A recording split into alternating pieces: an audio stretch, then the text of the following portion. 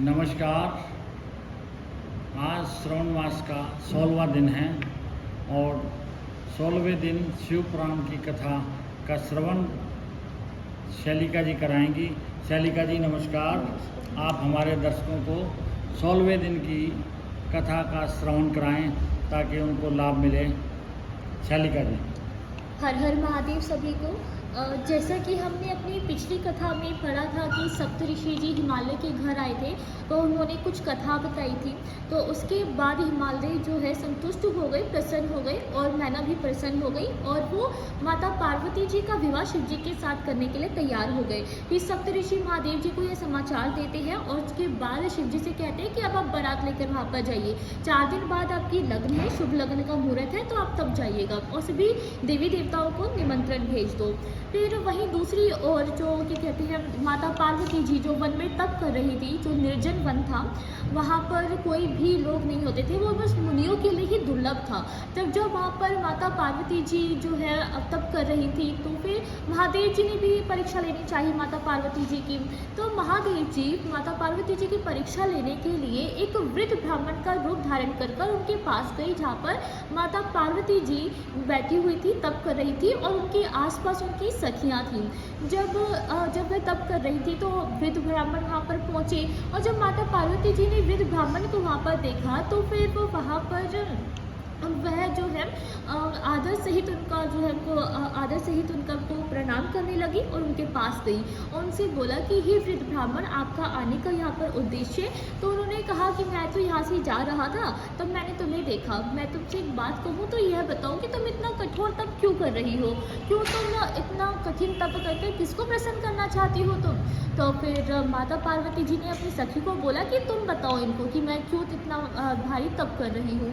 तब माता पार्वती जी की जो सखी थी विजया, तब उन्होंने माता पार्वती बताया कि माता पार्वती जी शिव जी को प्रसन्न करने के लिए जो है कठिन तप कर रही हैं, क्योंकि उनको शिव जी के साथ विवाह करना है।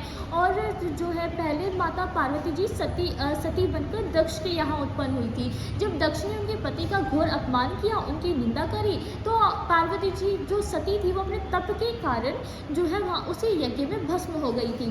तब वो अब माता हिमाचल के यहाँ पुत्री बनकर उत्पन्न हुई है पार्वती जी के नाम से। तब अब वो माता पार्वती जी शिव जी को प्रसन्न करने के लिए कठिन तप कर रही हैं। जब वृद्ध ब्राह्मण ने यह सुना तो वह हंसते हुए बोला, अरे इतना कठिन तप भी शिव जी को प्राप्त करने के लिए। वह शिव जी जो क्या कहते हैं अमंगलकारी हैं, वह शिव जी जो जटाधारी हैं और वह शिव जी वो मुंडों की माला पहनते हैं, गंगा को अपनी सर पर लिए घूमते हैं, उनकी जटाएं हैं और वो दिगंबर हुए बैठे हैं और वह तो मृगछाला पहनते हैं और वो तो हमेशा ही अपने शरीर पर भस्म लगाए रहते हैं शमशान की। भूत प्रेत तो उनके जो है उनके साथी हैं। तुम ऐसे कैसे शिव जी के साथ विवाह करने का अपना मन बना सकती हो, इतना कठिन तप कर रही हो। वह शिव जी जो हमेशा ही शमशान भूमि में रहते हैं और तुम्हारे पास तो किसी भी चीज़ की कमी नहीं है, तुम तो सौभाग्यवती हो, ना तुम्हारे पास धन की कमी है, ना तुम्हारे पास संपत्ति की कमी है, तुम तो हर चीज़ से युक्त हो और तुम तो पर्वतों के राजा की बेटी हो, तो तुम्हें शिव जी के साथ विवाह क्यों करना है। तुम तो एक बहुत ही गुणवान वर को चाहोगी और उसी से तुम्हारी शादी होनी चाहिए। और उसके बाद उन्होंने बोला कि जब तुम स्त्रियों में रत्न हो तो तुम ऐसे कैसे एक कपालधारी के साथ विवाह करने के बारे में सोच सकती हो। तुम तो तुम्हारा तो ज्ञान भी बहुत अधिक है, उसके बाद भी तुम ऐसे मूर्खों वाले कार्य कर रही हो।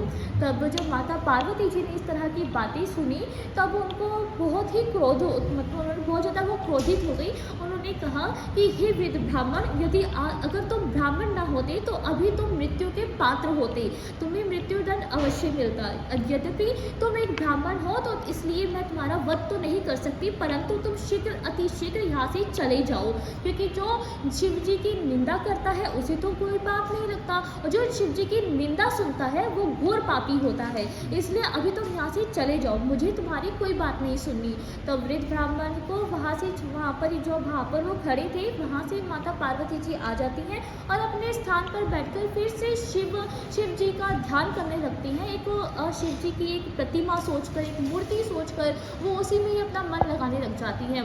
फिर वृद्ध ब्राह्मण हंसते हुए रहते हैं। तब वो वृद्ध ब्राह्मण वहाँ से नहीं जाती। तो वो माता पार्वती को जब ये पता चलता है कि वो वृद्ध ब्राह्मण अभी भी उस स्थान से नहीं गए हैं जहाँ पर वो तप कर रही थी, तो उन्होंने बोला कि मैं यहाँ से जा रही हूँ क्योंकि मुझे नहीं लगता कि आप यहाँ से जाएंगी, तो इसलिए मैं ही यह स्थान छोड़ देती हूँ और कहीं और जाकर अपने प्रभु का ध्यान करूँगी। क्योंकि शिव जी जैसा तो कोई भी नहीं है। शिव जी तो वह हैं जो अमंगल को भी मंगल बना देते हैं। और किन गुणों की बात कर रहे थे आप वृद्ध ब्राह्मण? वो उन गुणों की जो अवगुण को भी अपने अंदर समाये हुए गुणों को सबको देते हैं। क्योंकि शिव जी ही एक सभी देवता है जो कोई स्वीकार नहीं करता, वो शिव जी स्वीकार करते हैं। जो चाहे आप पुष्पों की बात ले लीजिए, सभी को चाहिए कि मुझे गुलाब दे दो, मुझे चंदन दे दो, मुझे सभी इतने अच्छे सुगंध वाले पुष्प दे दो। परंतु जो हमारे जो शिव जी होते हैं वो तो धतूरे का फूल कहते हैं कि धतूरे का फूल क्योंकि कोई भी देवी देवता धतूरे के फूल को नहीं लेता क्योंकि उसमें कांटे होते हैं। तो उन्होंने कहा कि मैं तो धतूरा भी स्वीकार करूँगा, मैं पुष्प भी स्वीकार करूँगा।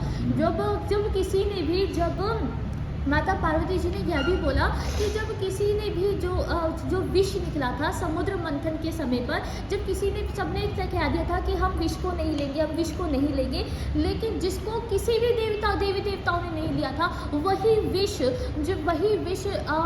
महादेव जी ने अपने कंठ में धारण किया था। तो जो भी चीज़ कोई नहीं लेता वो शिव जी लेते हैं। पर इसका मतलब यह नहीं है, क्योंकि आज के समय पर हम यह भी देखते हैं कि शिव जी पर कहीं पर यदि क्या कहते हैं मदिरा चढ़ाई जा रही है तो इसका मतलब मदिरा पान सब करेंगे, शराब का सेवन सब करेंगे।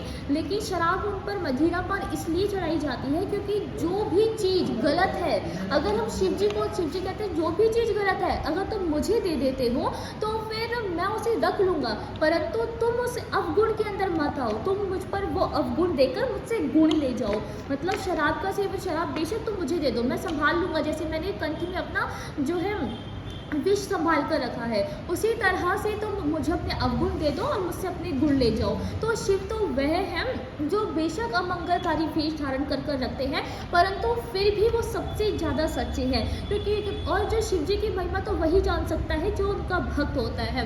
वह तो बहुत अधिक कृपालु है, भक्त वत्सल है शिव को। तो तुम ऐसे शिव जी के बारे में, जो विद ब्राह्मण से बोला, तुम ऐसे शिव जी के बारे में कैसे बोल सकते हो? क्योंकि शिव जी जो है, शिव जी को किसी गुण की आवश्यकता नहीं है क्योंकि वही अपने गुण को देते हैं। शिव जी को किसी भी वेश धारण की आवश्यकता नहीं है क्योंकि वही हम सबको सुख संपत्ति की सारी चीज़ें देते हैं। और शिव जी को किन तत्वों की ज़रूरत है? शिव जी को किसी तत्वों की ज़रूरत नहीं है क्योंकि शिव जी स्वयं एक तत्व है, स्वयं एक प्रकृति है। तो जब शिव जी की महिमा माता पार्वती जी ने बोली और फिर कहा कि वृद्ध ब्राह्मण अब तुम कुछ मत बोलना, क्योंकि अगर मैं तुमसे बोलूँगी तुम फिर से निंदा करोगे शिव जी की। इसलिए जब उन्होंने इस तरह से वाक्य कहे और फिर वहाँ से जाने लग गई, तो वृद्ध ब्राह्मण हंसते हुए बोले कि हरी देवी, तुम मुझे छोड़कर जा रही हो? तुम तो मेरी बहुत आराधना कर रही थी और अब तुम मुझे छोड़कर जा रही हो, कैसे जा सकती हो? तुम्हारे बिना तो मैं नहीं रह सकता। क्योंकि वो वृद्ध ब्राह्मण शिव जी ही थे, क्योंकि वही उनकी परीक्षा लेने आए थे। तो माता पार्वती जी से उन्होंने बोला कि तुम मुझे छोड़कर मत जाओ, मैं तो तुम्हारी सिवा किसी और को कभी देख भी नहीं सकता। मैंने आज तक कभी भी किसी को भी जो है, तुम तो मेरी प्राण प्रिय हो, जिसको मैंने हमेशा ही सोचा है, जिसके लिए मैं बहुत रोया हूँ और जो मेरा सब कुछ है, मेरे शरीर का आधा अंग है, मेरी अर्धांगिनी है, और मैंने तुम्हारे सिवा कभी किसी को नहीं सोचा। मैं तुम्हारा स्थान कभी किसी को नहीं दे सकता। तुम तो मेरी शक्ति हो, तुमसे ही मेरी शक्ति है। तो हे शिवा, तुम कहाँ जा रही हो? मैं तो तुम्हारे सुंदर रूप को देखकर मोहित हो गया हूँ, मैं तो तुमसे विवाह करना चाहता हूँ।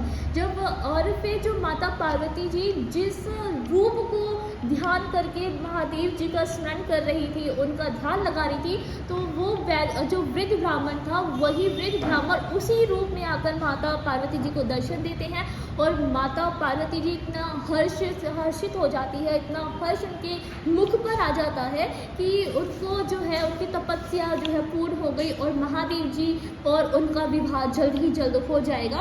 तो फिर जब ये विचार करने लगी तो उन्होंने कहा कि अब तो तुम मेरे साथ कैलाश पर्वत चलोगी। तुम तो मेरी अर्धांगिनी हो, मैं तुमसे विवाह करूँगा और तुमने मुझे जीत लिया है और अपनी तपस्या के कारण। तो उसके बाद माता पार्वती जी और शिव जी का विवाह होगा, जो हम आगे वाली कथा में सुनेंगे। हर हर महादेव। शैलिका जी, आपने हमारे दर्शकों को 16वें दिन की कथा शिव पुराण के माध्यम से श्रवण कराई। आपको बहुत बहुत धन्यवाद। प्रभु शिव की कृपा आपके और आपके परिवार पर और हमारे सभी दर्शकों और उनके परिवार पर एक असीम कृपा बनी रहे। इन्हीं शब्दों के साथ हर हर महादेव, हर हर महादेव, हर हर महादेव।